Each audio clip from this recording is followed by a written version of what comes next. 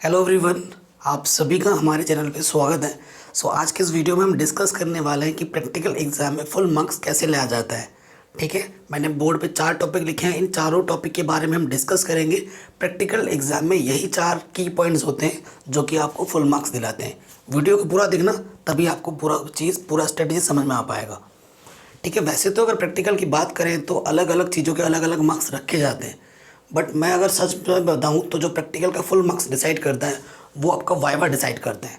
अगर आपका वाइवा जो आपसे क्वेश्चन आंसर एग्जाम में पूछा है वो सही गया है ना, तो आपके अच्छे मार्क्स ज़रूर आएंगे। वैसे तो प्रैक्टिकल में कोई फेल नहीं होता है, लेकिन प्रैक्टिकल के मार्क्स हमारे जो परसेंटेज को इंक्रीज़ करने में बूस्ट करते हैं। तो प्रैक्टिकल हमारे लिए बहुत ज़्यादा इंपॉर्टेंट है। एक एक नंबर हमारे लिए कीमती होता है। क्यों जाने दें हम, एक नंबर भी क्यों छोड़े हम, है ना। तो थोड़ा सा अगर हमें एफर्ट करना पड़े तो हम ज़रूर करेंगे। सबसे पहली चीज़ तो देखो, जो चीज़ हमारे वश में है उस पर ज़्यादा हमें फोकस करना है, मेहनत करनी है। आप जब एग्जामिनर के सामने जा रहे हो, कपड़े गंदे हैं, ठीक है ना, आपके दाढ़ी मूछें अगर आ रही हैं, आप अच्छे से नहा के नहीं गए हो, ठीक है, तो एग्जामिनर पर एक बुरा इम्पैक्ट पड़ता है। तो जो चीज़ आपके वश में है वो उसको तो सही करो। तभी मैं बात कर रहा हूँ ड्रेसिंग की। ड्रेसिंग के बारे में का मतलब क्या है कि जो कपड़े आप पहनो, पूरा स्कूल का ड्रेस होना चाहिए प्रॉपर। और ड्रेस कैसा होना चाहिए? साफ़ सुथरा हो, प्रेस किया हुआ हो। आपके अगर दाढ़ी वाड़ी बड़े बड़े हैं तो उनको स्क्रीन करो, एकदम वेल प्रिपेयर होके जाओ, एकदम आपका जो पर्सनैलिटी वो मस्त लगे। ठीक है ना, एक दिखना चाहिए कि एक वेल स्टैंडर्ड पीपल है, एक अच्छा स्टूडेंट है। आपकी पर्सनैलिटी आपको आपसे रिफ्लेक्ट होगी। तो सबसे पहली चीज़ होता है ना, first impression is last impression. तो वो जब आपसे एग्जामिनर क्वेश्चन पूछेगा उससे पहले वो आपको देखेगा, और जैसे ही वो आप उनसे मिलो तो सबसे पहले आपको प्लीड करना है, मतलब गुड मॉर्निंग या गुड इवनिंग, गुड आफ्टरनून, जो भी है जिस टाइम पे भी होगा उनको बोलना है, सर आप कैसे हैं। तो एक अच्छा इम्पैक्ट बनता है, एक अच्छा रिलेशन वहीं पर कायम हो जाता है। ठीक है, ये चीज़ आप करना सबसे पहले। उसके बाद ड्रेसिंग की बात हो गई। उसके बाद नंबर 2 पे आ जाओ। आपके पास बी कॉन्फिडेंट। आपको कॉन्फिडेंस आपके व्यक्तित्व से झलकना चाहिए जब आप एग्जामिनर के सामने जाओ। ठीक है, तो ये नहीं ऐसे सर झुका के बैठे हो, ठीक है, कुछ भी बोल रहे हैं, ऐसे कर रहे हो, नहीं, ऐसे नहीं करना है। आपसे जो भी पूछेगा ना, वो आपके प्रोजेक्ट वर्क से होगा, आपके प्रैक्टिकल से होगा, आपने जो भी इस पूरे साल पढ़ा है उसी से होगा।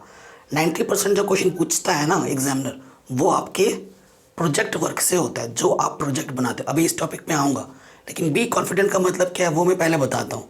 जब आप एग्जामिनर के सामने जाओगे तो ऐसे नहीं बैठना है, ऐसे रखना है, सर हाथ फोल्ड हो, ऐसे आप उनकी तरफ देखें, एक हल्की सी मुस्कान आपके फेस पे होनी चाहिए। वो आपके कॉन्फिडेंस को बूस्ट करेगा। ठीक है, बाय द वे सपोज करो वो क्वेश्चन कुछ पूछ रहा है आपसे और उसका सटीक आंसर आपको नहीं पता है। कई बच्चे सिर्फ नो सर बोलने के चक्कर में ही जाते हैं प्रैक्टिकल में। नहीं, ऐसा नहीं करना। अगर आपको उसके आसपास का आंसर भी पता है ना, तो कोशिश करना जितना भी आपको पता हो, चाहे वो थोड़ा बहुत उसके आसपास जा रहा है, लेकिन आपको उसके आंसर का जवाब देना है, मतलब क्वेश्चन का आंसर देना है। ठीक है, तो ये चीज़ आपको ध्यान में रखना है। चुपचाप रहोगे, एग्जामिनर पे गलत जाएगा संदेश, तो आपको वो पूरे मार्क्स नहीं देगा। तो आपको कोशिश करनी है कि जो भी क्वेश्चन वो पूछ रहे हैं आपको उसका जवाब ज़रूर देना है। अगर आपको लग रहा है कि वो क्वेश्चन का आंसर मेरे को उसका आसपास जा सकता हूँ, तो एकदम बिल्कुल ही नहीं आता तब तो चुप ही रहना है। ठीक है, ये चीज़ है। उसके बाद देखो, एक टिप्स, मेन टिप्स ये आता है। अब मैंने पहले ही बोला कि जो वाइवा होता है वो आपके पूरे मार्क्स को डिसाइड करता है कि आपको फुल मार्क्स मिलेगा या नहीं मिलेगा। ठीक, जो प्रोजेक्ट वर्क होता है, जो फाइल वर्क होता है, फाइल वर्क कैसे करनी है? फाइल जब बनाओ अच्छी राइटिंग होनी चाहिए, नीट एंड क्लीन।